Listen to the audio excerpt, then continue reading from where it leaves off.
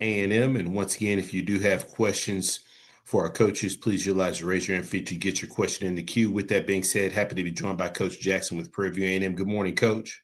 Good morning. Coach, as always, appreciate you taking time to join us. If you could start us out with an opening statement, recapping your team's most recent outing at Alcorn State. Yeah, we made our first trip outside of the state as a collective together.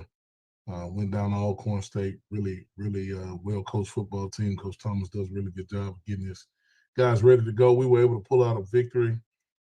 Had some offensive issues that, thank God, it's the bye week. We get a chance to get looked at. We can get some things corrected, get some guys back off this bye week. But I was really proud of our defense and the way that they played and the way that they've been playing.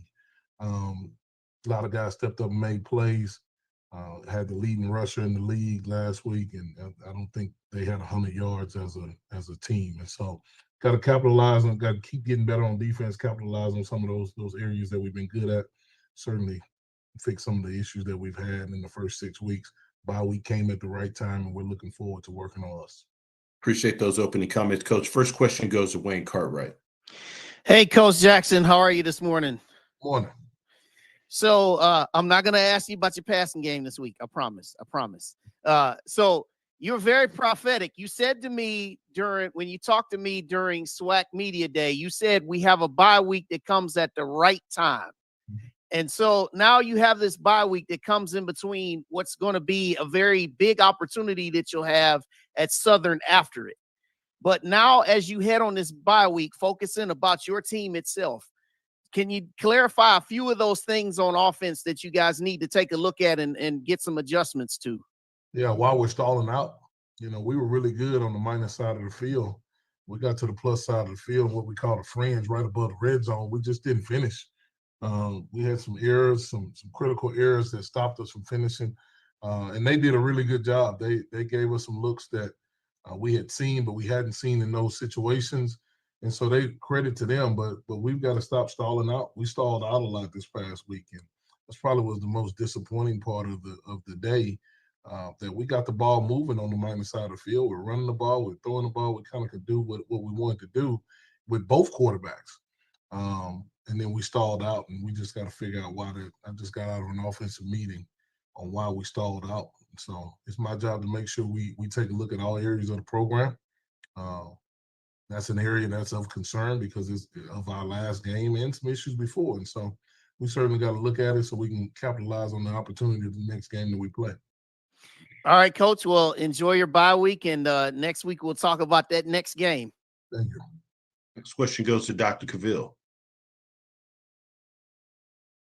Yeah, Dr. Cavill's inside the HBCU Sports Lab. I want to talk about from the defensive side. It's been very effective in terms of being able to shut teams down, rushing the ball in a lot of ways, but particularly from where it seems to be important in stopping them from scoring throughout the season.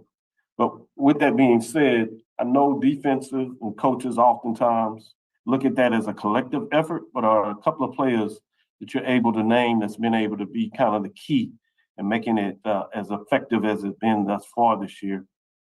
And the second part of that is to frame this as an open week, and you get into some self-searching about what that looks like, but wanted to let you know that there's coaches out there that are looking forward to see if they can get you on the schedule.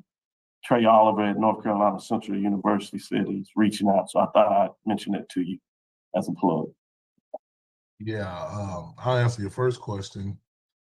Defensively, Trevor Randall, Eric Zachary, Malik Mason, Sterling Roberts, those have been guys.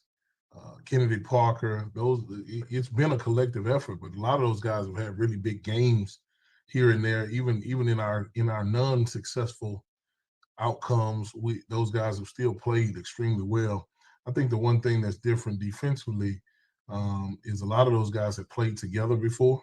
And so they knew what they were getting into, and they were here in the spring. And so things were able to be set. We brought some guys with us from Valdosta that had played in the same defense. And so they knew what the expectations were, and they were able to get off on a better foot and a better start than guys that weren't here. And so been really proud of those guys for the way that they come to work. They are a in spite of unit. Doesn't matter where you put the ball.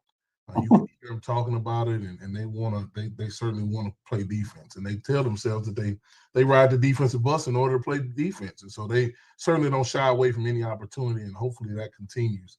As far as scheduling and things of that nature, everybody got my number.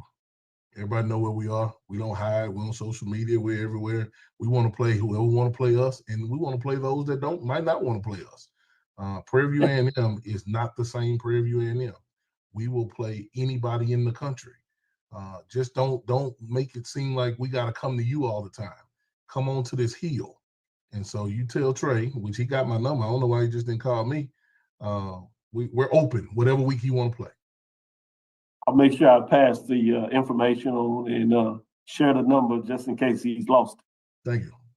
You're welcome. Question goes to Perry Daniels. Good morning, Coach. Morning. And just to clarify, Coach Oliver did say he's looking for a home and home, so he's not concerned about coming to you as well. Let's talk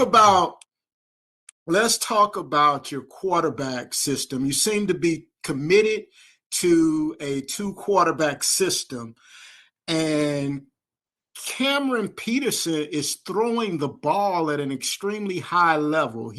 That pass for your touchdown, he dropped that right into the bucket. It was a perfect pass. But yet you still seem to be committed to your 2-quarterback system. Evaluate Cameron Peterson's quarterback play for him. We're 4-2. Nobody's quarterback play is good enough. And so that's how we look at it. You know, I'm a little different. Like I picked the quarterback just so everybody's clear, everybody understands. And, you know, people get mad at our offense and this, that, and the other. I picked the quarterback. So if you're gonna be mad at me.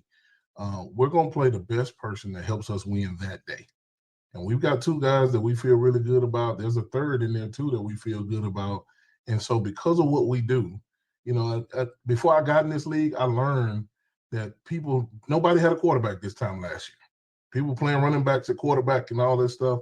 And when you do when you add the quarterback to the run game, we're not going to put our whole season on one guy. Just not going to do it. Not when we have 2 capable guys. And so they complement each other. Where one doesn't do something well, the other one does. We've got to get it right as a coaching staff on what that mix looks like. That's what's on me. We've got to get that right. And we're going to take this bye week to figure out what dosage of who to give to what team on whatever day that we play another team. And so I like where both of them are, but nobody's great because we're not sitting here 6-0. We're not. Quarterbacks are judged off wins, not how many yards that they throw. And so we're 4-2 as a program. We got a long way to go. We got a tough back stretch of 6 games that we got to get ready for. And so everybody gets a D. Everybody gets a D because we're 4-2. Well, thank you for that, Coach. Congratulations on your win. Not a whole lot of teams get off the reservation with their scalps. Thank you. The question goes to James Hill.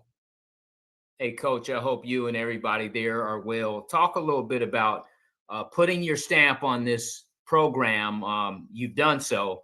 And just the fact that you're building this championship culture and in this environment, it's conducive to success, winning and getting an education. But so far, what do you see? You know, we're not where we want to be yet. We're operating at about 65-70% of where we want to be as a program. So our whole program isn't here yet, and it takes time. And my grandma used to say the best food is slow cooked. But we really feel like we can be successful right now. The way we program our guys and the way our guys adhere to what we do in our program have allowed us to be successful in close games. And so we certainly believe we're on the right track.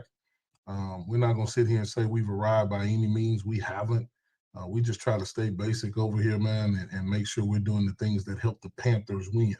And, you know, some people say wins are ugly. Well, that came from a person that hadn't won very much. We've been fortunate enough to win at a lot of places on a lot of different levels, and we value every single one of them. And so we can get out of somewhere with a 1-point win, which we've done twice this year. We take it as a win because that means we won and that person lost. But that's the goal of every game. And so putting our stamp on it, we ain't all the way stamped yet.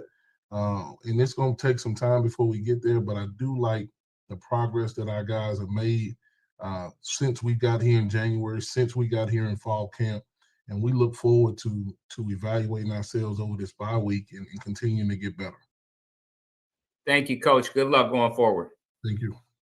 This question goes to Terrence Harris. Hey, Coach, how you doing? Morning. And Mr. Hill kind of stole my question, but what I would love to know too is just kind of when you look at this team and the progress it's made during this time you've been with them. What are you most proud of about this team? I mean, what you know, and what it exemplifies. Yeah, I'm really proud of how we ball, man. Like our guys, you know, I hear coaches all the time when they're not successful talk about going back to the basics. And our guys have done a good job of just staying basic. You know, we make our fair share of mistakes, man, but our guys do a really good job of just staying within what they were taught on day one. And because we do that, because we've done that, we've had a chance to be in the games at the end of games. And we play some really good people, man. There's nobody on our schedule that wasn't a good football team. I don't care what their record was. Everybody's well coached. Everybody's got good looking players. I think Coach earlier talked about how, man, just standing out at pregame, some guys' players look like, man, but our guys don't care about what you look like, don't care about what school you transferred from. Man, our guys care about each other. And that was the biggest thing we wanted to do when we got here. Teach our guys to play an unselfish brand of football, care about one another, love one another, and go out and play for the name on the front. And then if you do that well, the name on the back will get talked about. And so those guys have adhered to that. They play extremely hard. You can't cut our tape on and don't say our guys play hard. And that's who we want to be. But again, we're only 65 to 70% of where we want to be. And we certainly look forward to getting better. Thanks, Coach. Coach, as always, appreciate your time. Look forward to speak to you again next week. Thank you. Go Panthers. Thank you.